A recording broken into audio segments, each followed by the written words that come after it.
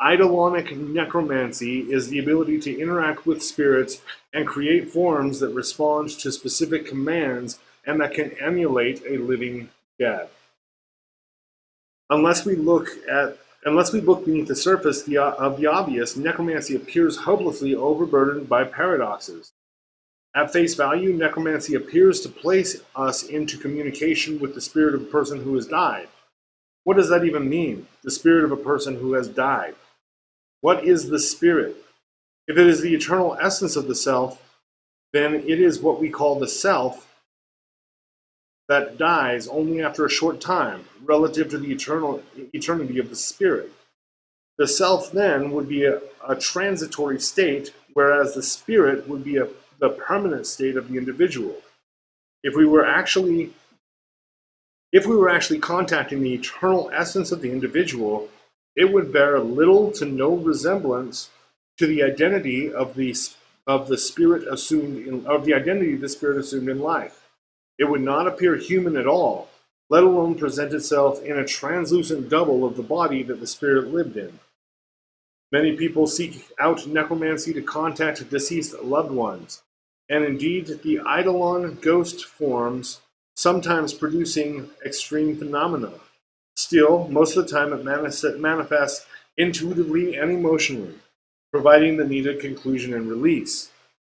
The Eidolon is not the eternal soul of the individual, still a composite built from our knowledge of the person in life, combined with the psychic residue of the impact this person had on others in life, which can linger for quite some time as an atmospheric mist of emotions and memories, which are all easily accessible to anyone skilled in divination, and also combined with the perspective of the personal experience that person had in life, which exists in semi-stasis throughout the various planes of existence.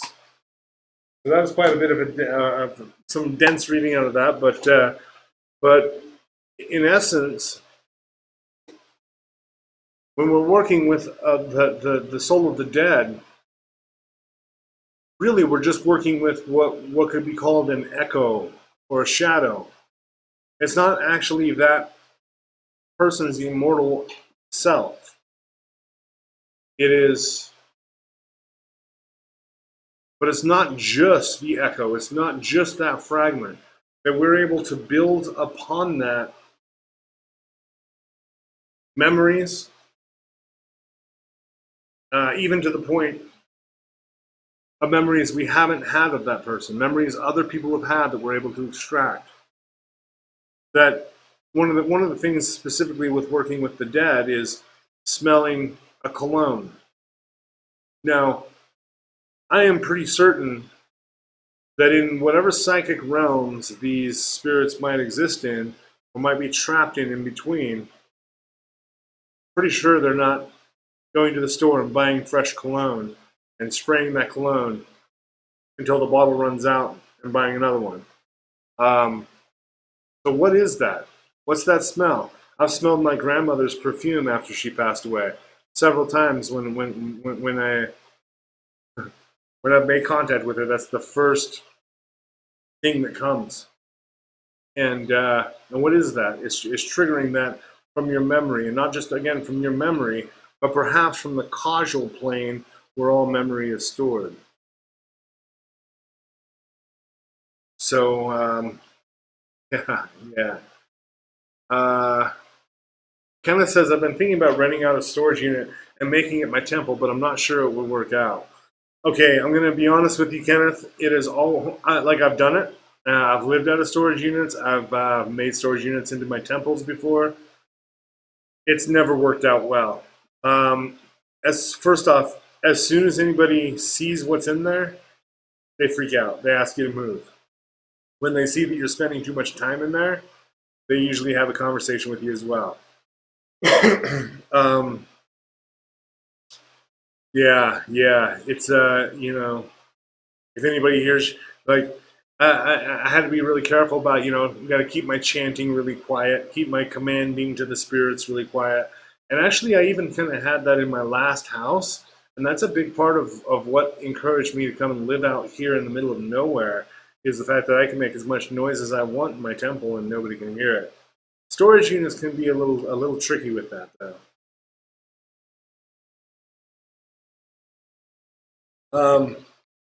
Deja says, "Can I start an altar with a Baphomet statue?" Absolutely, you can. Okay, so here's what I'm going to suggest for simple altar creation. And and actually, I'll be able to feather this into how this is actually eidolonic sorcery as well. So Deja, what you do is get any kind of table, any surface. You can use a stool, you can use a table, anything that you have for a flat surface. Put a cloth on that, preferably colored in the color that you want to attract or invoke in that altar. Usually, I do black. Sometimes I do red. Sometimes I do purple.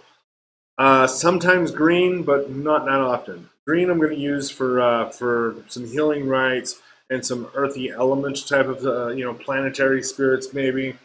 Earth and element spirits, gnomes and stuff. I'm not really going to use green that much. So usually it's going to be black, and then every now and again red, and then even more rarely is going to be purple. So cover the cloth in that, and then throw and honestly, like use what you've got too. Like I have used for altar cloths, I have used shirts that I've just cut up a shirt and put it on there. I've used bed sheets, pillowcases. It is important to have that altar cloth though.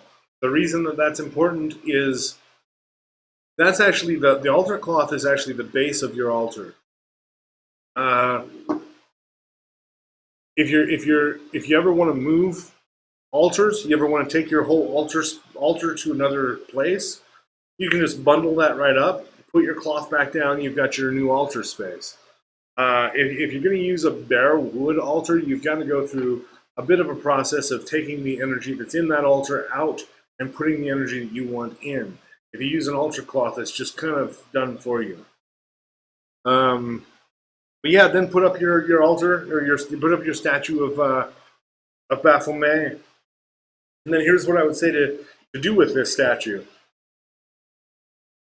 Light some candles around it if you're able to, some incense if you're able to, and then gaze at it. And any kind of incantation. I know one traditional Satanist group that I will not name uses one called Adios O Baphomet. There's Adios Baphomet. Super simple, and so you can just do that over and over and over. Even as I'm thinking about this, I can find myself rocking back and forth. So let your body get into it, let your mind get into it. But here's excuse me, here's where I think it takes a turn for you. Start understanding that that's not just a statue of Baphomet, but the Baphomet itself is inside of that, and it's starting to resonate from that. See it actually growing. Not the statue, but the spirit inside the statue. Growing out of the statue until it is whatever size it needs to be for you to recognize that that is the spirit itself. And then you can have full conversations with it there. Or if you're not able to get it to grow and to speak to you, simply observe it day after day, creating a greater link between that idol and the eidolon of Baphomet. Now, why I say eidolon is an eidolon is specifically any spirit that's formed out of the accumulation of memories, thoughts, hopes, wishes, all of these human stuff, all of these human relationshipal things that are able to build that body of that spirit. Now, let me tell you about an experience. Vixen Fire says, Eric, you answered a question as I was trying to type it out. That's funny. Oh, Jay the Sage has got to take off early. Catch you all on the rebound. See you later, Jay. Great having you on here. We will talk to you soon. Hopefully next week. Tune in next week, Jay the Sage.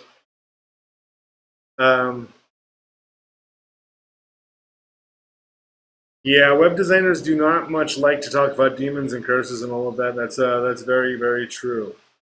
Uh, so Nick Morris says, I have my granny's perfume. Can I use that to summon her? She used it for decades for special occasions. Yes, absolutely. So let's talk about this.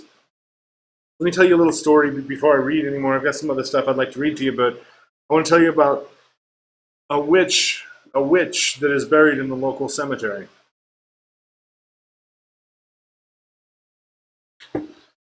This is a lighting a cigarette conversation.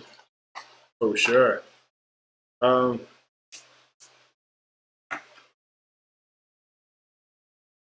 so there was the area I live in, southern Utah.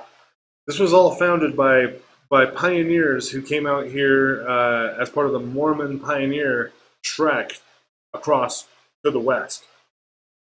And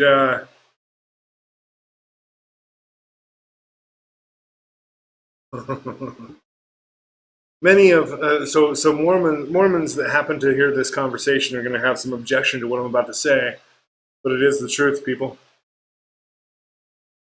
Many of the early Mormons were also Freemasons. Many of them were also occultists.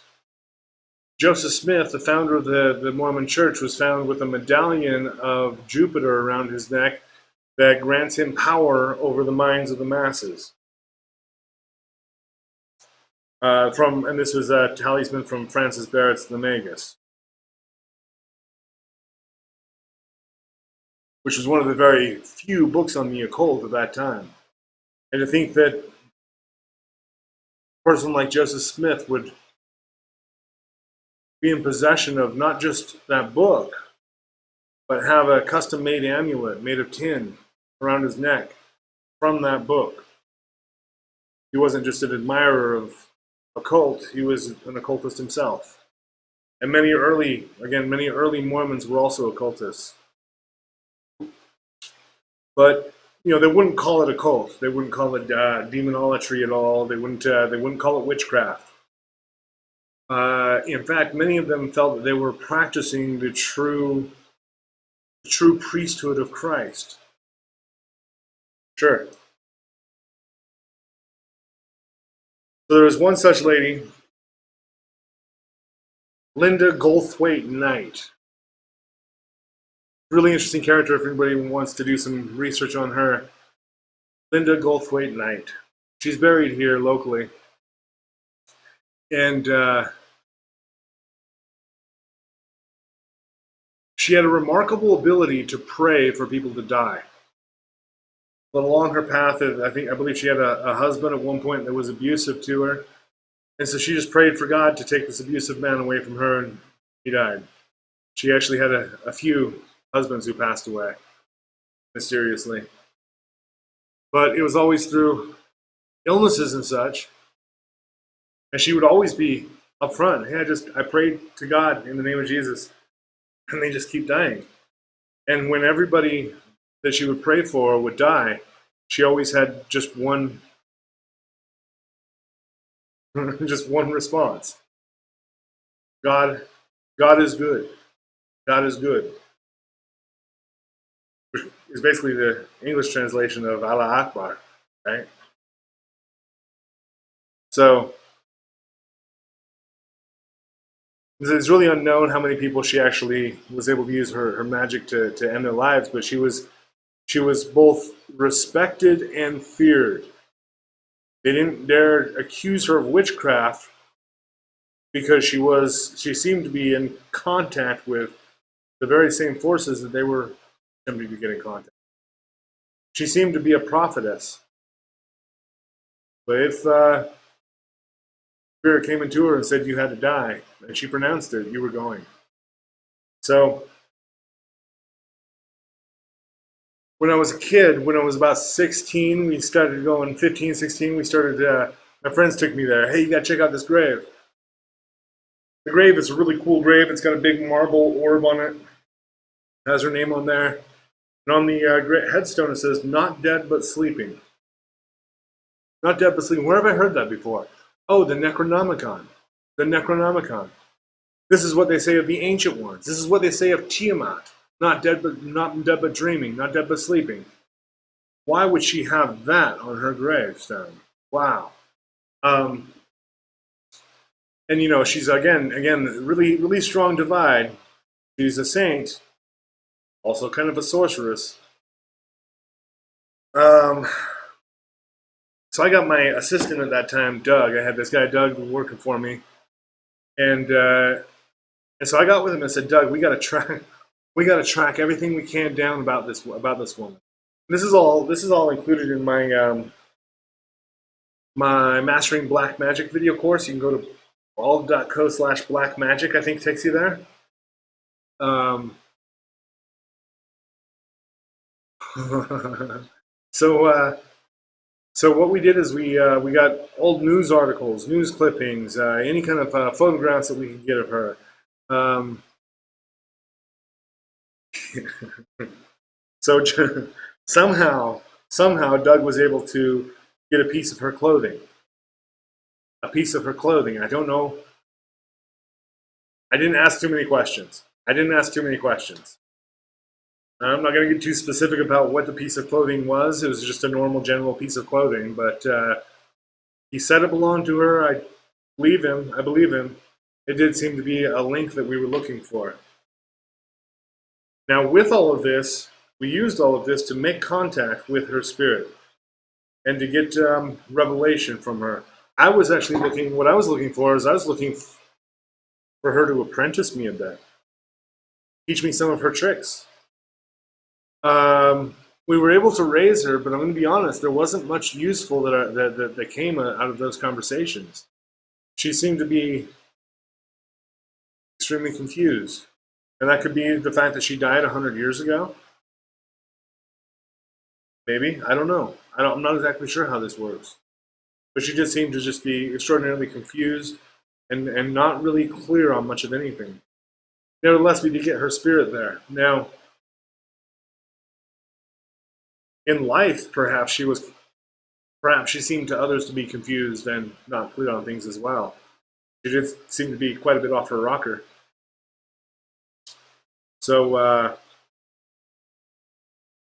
anyways, what all of that was, and this is when we look at the elementary principles of evocation that I lay out in my book, Evoking Eternity. The very first elementary principle of evocation is preparatory immersion. So this is that before you can actually summon the spirit, you got to get to know who that spirit is. What does it look like? What does it talk like? What kind of experiences have people had with it? What does that spirit do? What might be some of its ulterior motives? What might be some of its fears or disgust? And actually research that spirit, get to know that spirit. What you're doing is this. The same thing that went on while Doug was collecting this information and presenting that to me and showing me, see, look, there's this newspaper article, and we're going to the library and looking through the microfiche and all of that. What's happening through that is we start building the Eidolon.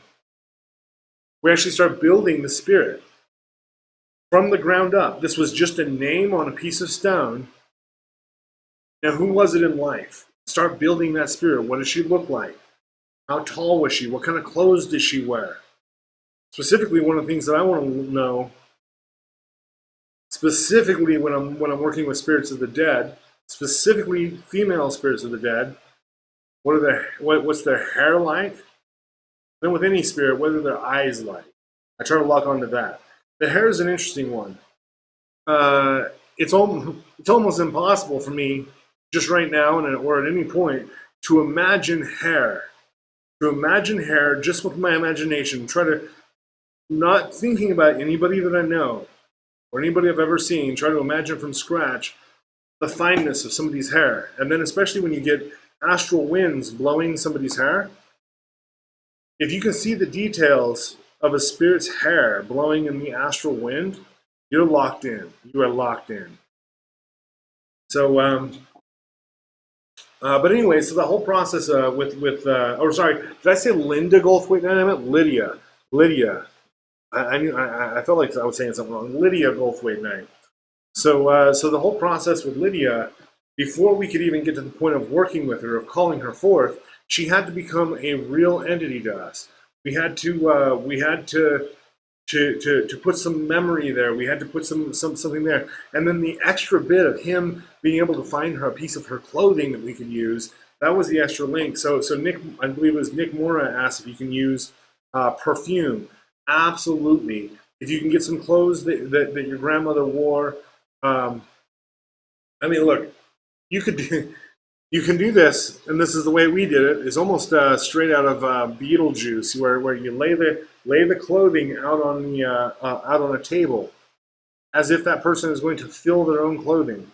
Spray the perfume on it, and then begin calling them. Now, if this is a person that you knew, talk to them just like you would have if they were alive. Call them like honestly, the way I would do it. Imagine that your grandmother is somewhere down a very long, dark hallway. Call for her.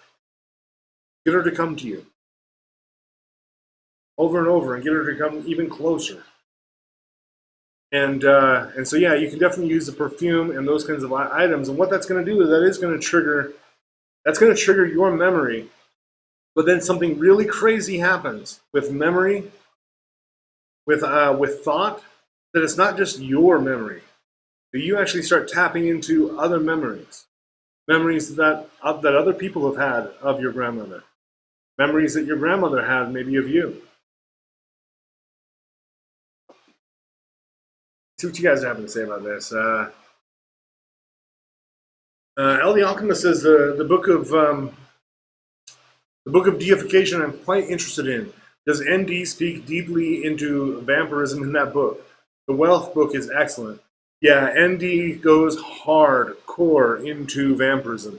He actually has a multiple day vampiric working that you can perform if you so choose. You can pick one of his workings and do them, but he actually suggests that you do that one after the next, after the next, after the next, to create a series or a chain that you're chaining together that your energy from each of these rituals in a vampiric chain of your own vampiric evolution. So absolutely, he gets deep into that. Sure.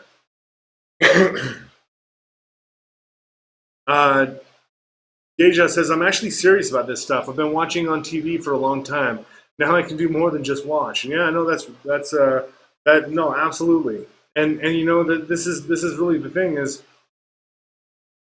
whatever you've seen on TV, like what would that look like if you were that person? This is actually one of the things that I set up in my mind when I do a ritual, when I'm setting up for a ritual. Is a good part of it is how do I want this to look? When I've got the Baphomet statue sitting on the altar, how do I want it to look? How do I want the candlelight? Let me put the candles. I'm going to put two candles. Two candles is really great for this because you get the candlelight that just bounces off the entire statue, the entire idol. And then where do I want to put the incense? I'm going to be honest with you. If I can, most of the time, I'll put the incense underneath the idol, if I can, so that way the incense will break around the idol and rise up. Because I am trying to create a compelling movie that's happening in real life that I can actually engage with. And at that point, I think for me, if the visuals are on point, I can just get lost in the inner experience. If I have something distracting in the way, it gives me a really hard, just visually, something hanging there, something hanging on the wall that keeps catching my attention and pulling me off the idol, I got to move that thing. So yeah, no, I'm with you. I'm with you totally, Deja.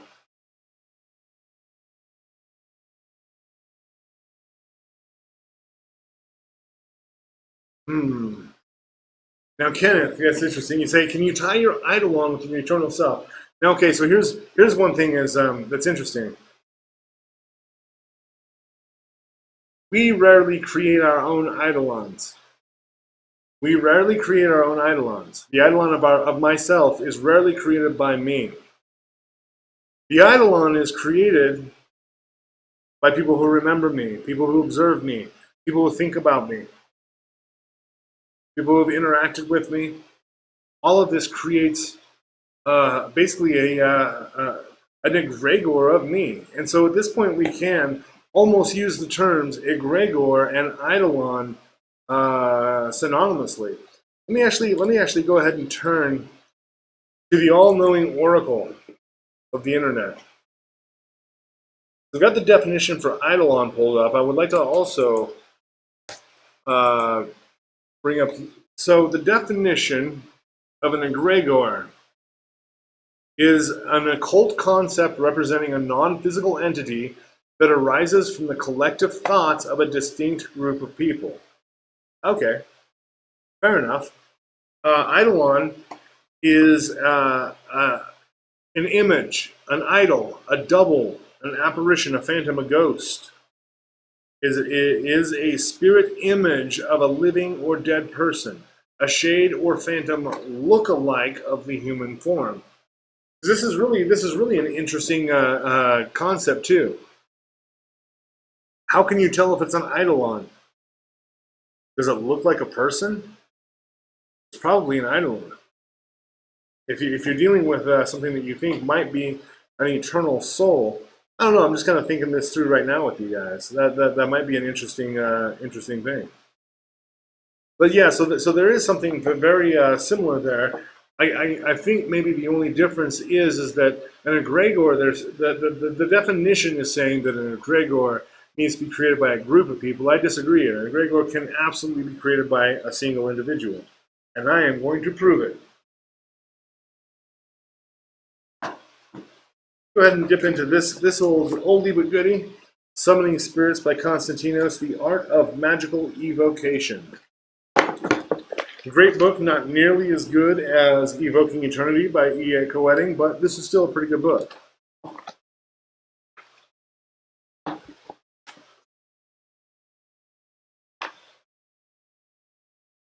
So this is from his final chapter, The 8 Steps of Creating an Egregore.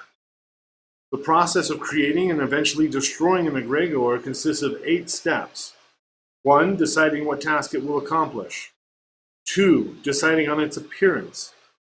3. Naming it. 4. Creating its sigil. 5. Sculpting a representation of it to reside in when it's not active. 6. Performing a ritual to give it life for a predetermined amount of time. 7. Performing a ritual to destroy it when that time comes. And 8. Disposing of the physical representation. So let's run through those. I think Konstantinos really lays out a really good just step-by-step process here. So, but this is interesting. So he says, first you decide what task it will accomplish. And that I say this is interesting because this probably isn't how I might naturally approach this, but it is the best place to start. So I might naturally approach this just by like, hey, what am I feeling coming through me? You know, I might even start by like, I don't know where I might start. So that's a really good place to start. What is your intention? I actually have this written on the door right there, leading to the home. When I leave the temple, and always reminded, what is your intention? This is probably the most powerful, meaningful question you can pose to yourself repeatedly, and pose to others. You know, well, I'll tell you what. When I see that people are struggling with something, a lot of times I'll say, well, what's your intention? What are you trying to get? What are you trying to achieve here? What's behind this? The frustration's only there because something's not being fulfilled. What is that? And so, what's the intention of this Eidolon, this spirit? So I'm going to go back to my example with Lydia. My intention was to bring her spirit up, to communicate with it, and to receive her mentorship in the arts of baneful magic. Yeah. I was able to deliver the first part, but she wasn't able to really deliver on the baneful magic part. You know, and really her whole thing was she honestly what I got from her as far as how she was able, she just simply prayed, and she just simply knew that it was going to happen. She didn't she didn't claim to be doing any kind of spell. She didn't claim to be putting any extra anything into it. She just prayed and had full faith. Just had full faith.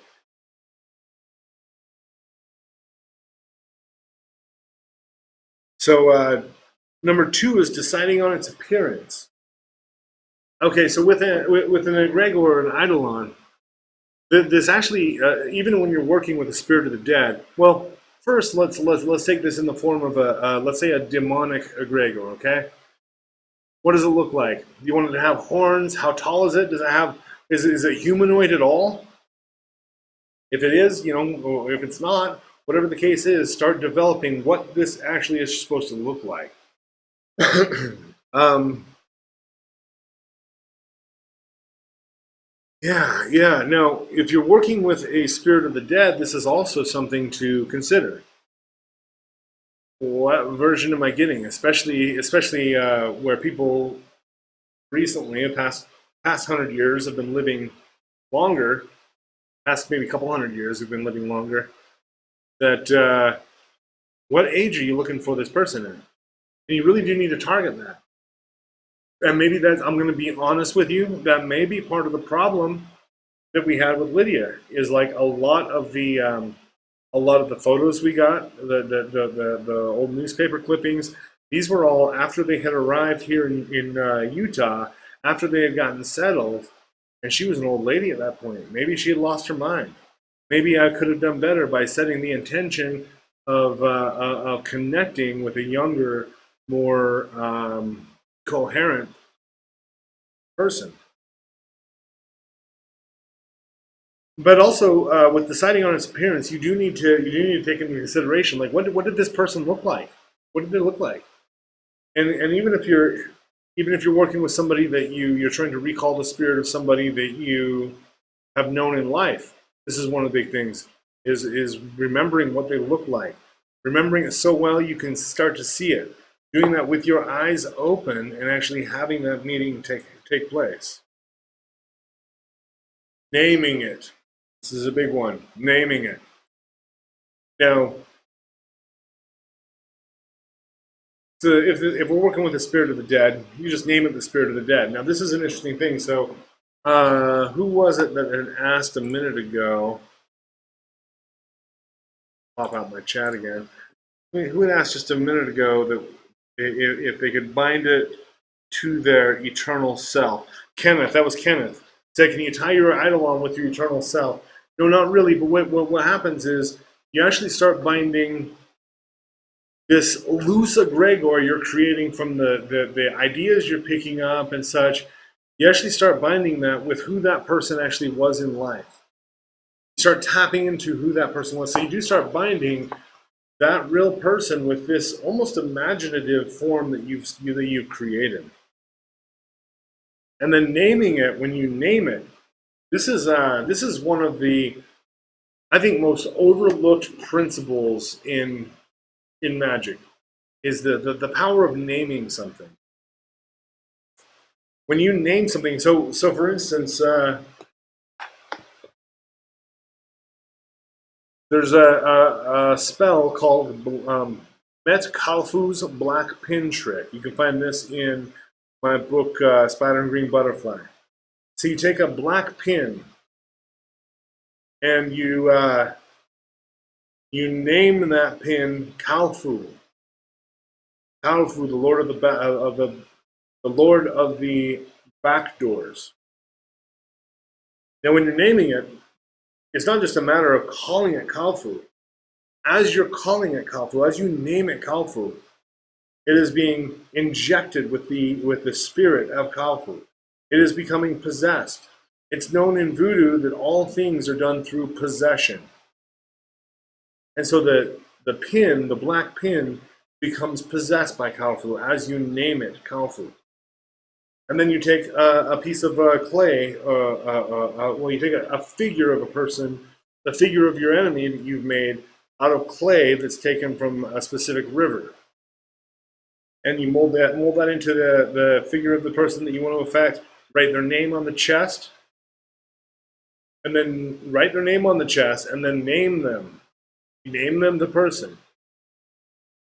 Name them until it becomes that person.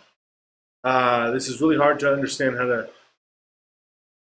verbalize this principle, but it's not just a matter of it that you think it's that person, but a true psychic tethering occurs between the item and the person you're trying to impact, or the pin and the demon. And then you slide that pin into the third eye of that doll, injecting Kalfu into that person's mind and giving you control over their thoughts. Now, the naming of things, again, this is so important. This is one of the things Azazel told me as he was giving me my 90 days of instruction in my first pact with him. And I thought I had written this in Book of Azazel, but I could not find it this morning. I was actually getting really frustrated because I thought I had written this in there, but I couldn't find it anywhere. When I asked Azazel, how do you command all these legions that you command? And he says, well, don't worry about how I command mine. You worry about commanding yours. And here's how you do that. Reach out into the, and I'm paraphrasing here, but reach out into the ether. Reach out into wherever it is that whatever types of spirits you're trying to collect. You're trying to get angels, reach into the heavens. You're trying to get demons, reach into hell. You're trying to get some chaos, reach into the abyss. Reach into the place that these spirits exist and just scoop up a handful. Scoop up as many spirits as you can name. As many spirits as you can name. What do you mean? He says you have to name them. When you name them, the way he put it was, and this is why I'm so amazed that this isn't in Book of Azazel, because it's so clear. He says, your physicians have no power over a disease until they can name it. Only when they name it can they come to understand it. Only when you understand it can you come to have power over it. And so naming the spirit is especially important. It is bringing that spirit under your control. Or if you are able to discern the name rather than applying a name, if you're able to ask the question, what is your name, and get a response, that's even better. Because then you're not, because here's what's in my mind with giving a name to a spirit rather than asking it its name. It kind of makes me think of the concept of slave names. That it doesn't matter what you were called, now you're my property and I'm going to name you what I want. And I don't like to think of any conscious entity as a slave of mine, except for enemies that I'm working with. But other than them, everybody else gets free reign for their own free will and to act and live as they choose without me enslaving them and giving them the name that I choose. And so instead, I'm going to ask, even if it's an egregore, even if it's a spirit that I'm creating, I'm going to ask them, as I'm starting to give birth to them, as I'm imagining what they might look like, as I'm imagining what their powers and their attributes will be that's in alignment with my intention, I'll also start seeing if I can start to discern the name. Not to give it to them, but to hear it from them. Now, creating its sigil, I'm going to tell you what. So he has numbers 4 and 5. Creating its sigil, and then 5 is sculpting a representation of it to reside in when not active. Creating a sigil, honestly, if you prefer sigil magic, if you like sigil magic, go ahead and create a sigil for it. It's not absolutely necessary. What is necessary is to have a physical link, something you can look at, something that you can maybe even hold or put on an altar and light candles and incense around, something that can give you that substantial link for that contact. A sigil can work for that link. So for this, for the only suggestion I would make to these points that he's bringing out is to combine 4 and 5, to create a sigil and or sculpt a representation of it. Now, with the representation of it, it does not need to be a full sculpture out of clay or anything like that. It doesn't need to look like the spirit at all.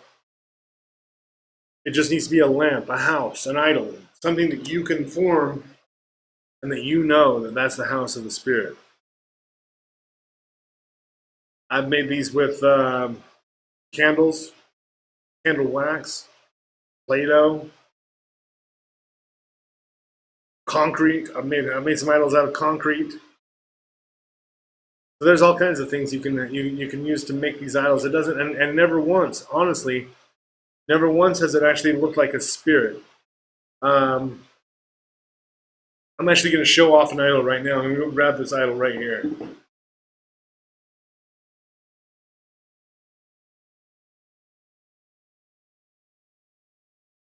This is my idol of Ningazida. Ningazida. It looks nothing like Ningazida. It's simply a tower. It's got lines crisscrossing across it to show the serpentine nature of it, and the spiraling of the odysseus. For about 2 years, I would not touch this. I would not let anybody else touch it. I simply admired and worshipped it. Again, creating this eidolonic resonance, an eidolonic resonance between this idol and Ningazida himself, herself itself.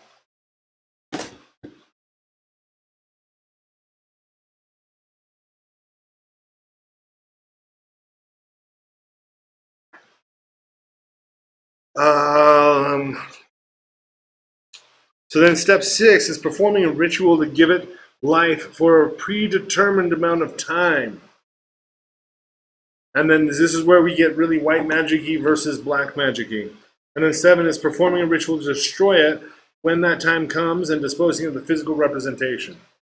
The idea of this is that you don't want a spirit running rampage out there that you have given birth to, that maybe has lived past its expiration date. It doesn't have a set intention. It doesn't have a meaning to its existence. And it's just going to run rampant, and you'll be karmically responsible for that. He tells that story in those words somewhere in here. Yeah, that's an option. It is an option to create a termination date for your egregore. It is an option to destroy the egregore, for sure. What would happen if you just let it loose?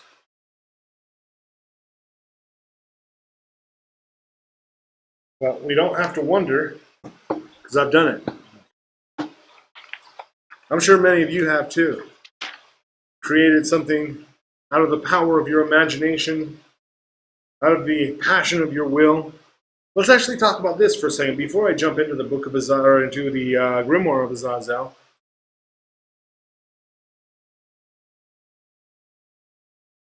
I propose that we are constantly creating minor thought forms, minor tulpas. Maybe it's thoughts about the perfect person that we could be in a relationship with, and so we imagine what that person would look like and feel like, and if we imagine it enough, why that person might just show up. You even move this past.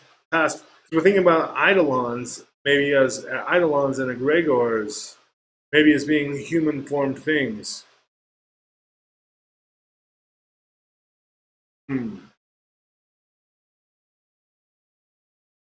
Because I wonder about objects, vehicles, houses, things that you might desire to bring forth in your life, to create an egregore of that, until that egregore reaches a critical mass. Just thinking out loud here, brainstorming out loud. But let me let me turn to the chat. I've kind of been neglecting the chat for a minute while I've rambled on.